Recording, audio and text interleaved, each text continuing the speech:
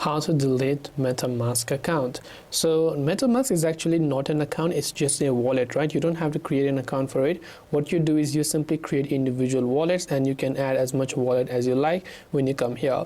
And to delete your wallet or the account that you have, what you have to do is, first of all, go to settings by tapping the gear icon from the bottom right. Then once you tap the settings icon from the bottom right, this is the type of interface you will see. Now at the top you can find an option that says security and privacy. Just make sure to go to security and privacy option. Then once you've done that, what you want to do is you can simply scroll down all the way to the very bottom, and you can see the option that says delete wallet. So basically all you have to do is tap the delete wallet option, and then here you can just tap on the I understand continue button, and your wallet or your account will be successfully erased.